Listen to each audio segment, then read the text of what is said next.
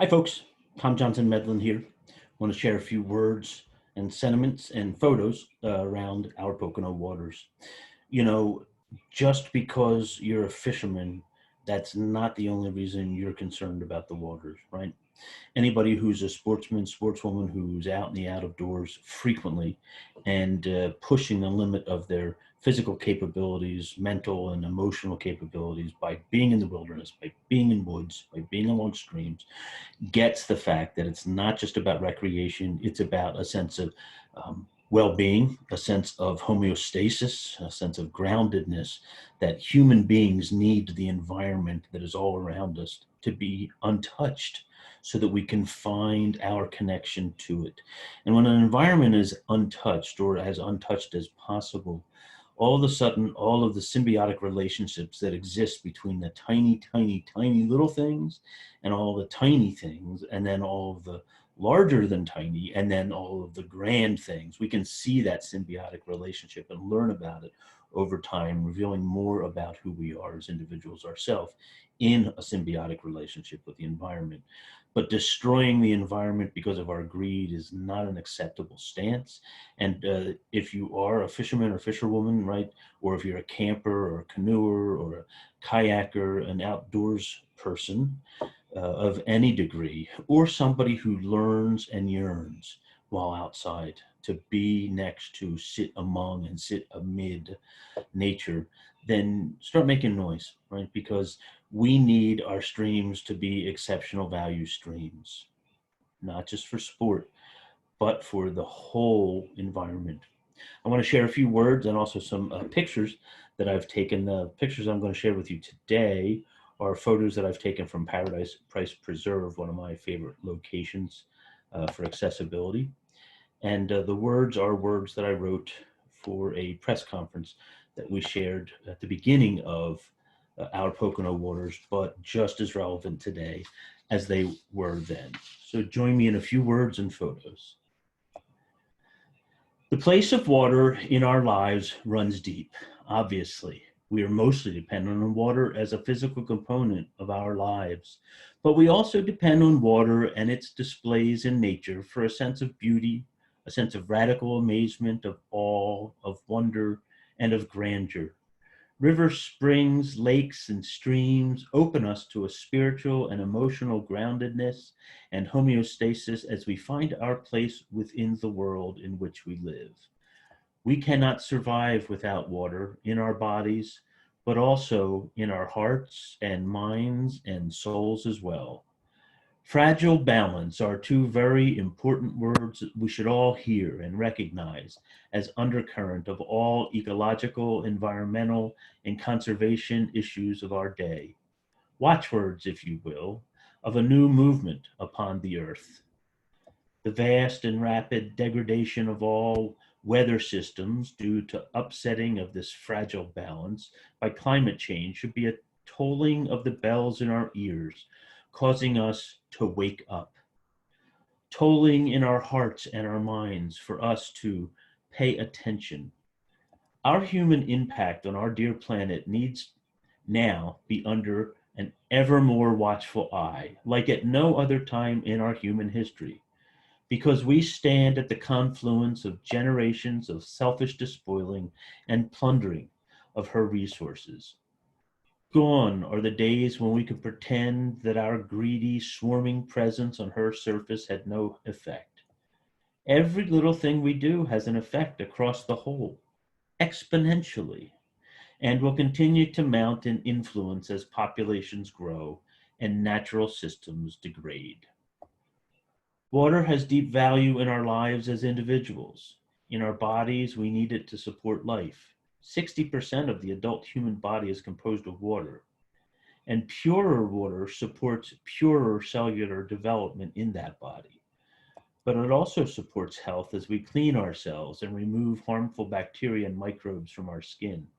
And purer water supports purer hygiene. Water has deep value in our lives as communities. Civilizations have always built themselves up in areas where clean water flowed in abundance for drinking, for recreation, and for trade. When water was threatened by regal privatization in 1215 by King John, the English people gathered and forced him to sign the Magna Carta, a charter which articulated the notion that waterways and woodlands and fisheries were the rightful property of all citizens. They were held in common, language that led us to the Clean Air and Water Acts of 1970. Here in the Poconos, we should recognize the deep social value of clean water as we hold in trust the majority of the exceptional value streams of the state, and hundreds of thousands of visitors retreat to our mountains for recreation in and around our lakes, streams, and our rivers. Our livelihood and communities depend on clean water. Degraded water would lead to degraded drinking, degraded recreation, and degraded tourism, and would flow out from an apex in kind to every community along every confluence. Water has deep value for us in our souls, that place in us where we allow beauty and radical amazement, awe, wonder, and grandeur to impact our character. That place in us that drove John Muir, Teddy, Franklin and Eleanor Roosevelt, and Rachel Carson to stand and speak out, to cordon off natural boundaries beyond which we should dare not step. This is such a boundary. Where shall we stand and close our eyes and drink in beauty if we do not set the standards high that we may preserve and retain beauty? Water cascades and merges quickly on its way to greater confluences as all water run to the sea, our great biological saline womb of life. Degradation cascades as quickly, to be sure, and it cascades as quickly, pure or degraded. The waters were here long before we were. They will be here long after we are gone. What kind of water will we leave behind? It's up to us to decide that. It's up to us to decide that this day. So I hope that you'll consider pledging to provide care and support for our exceptional value streams in the Poconos. I want to close with 3 poems I've written on water.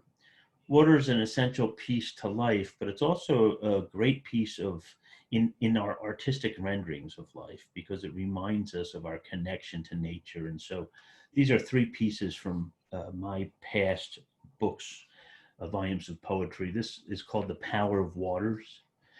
And so the power of the waters all around me is calling me to find a new way on in life, a way to set out onto and into, one as passionate and surreal as the sensual undercurrent of a rushing, turbulent stream in the mountains, sometimes hidden in the inconspicuous holler, sometimes clambering toward the open sunlight on big stones from geologic time, always pushing forward until they are all but dried up, and then a trickle to their end.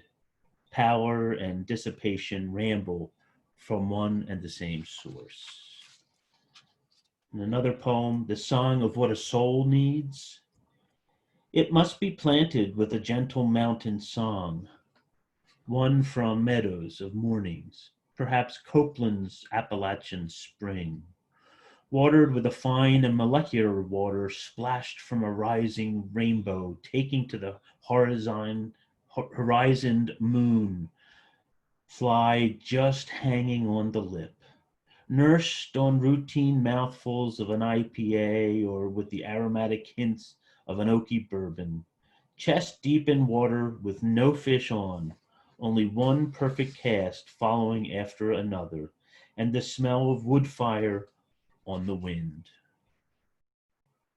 And finally, the lead poem for a future book that I am doing on the Delaware River and her tributaries. It's a volume of poems devoted to just that topic.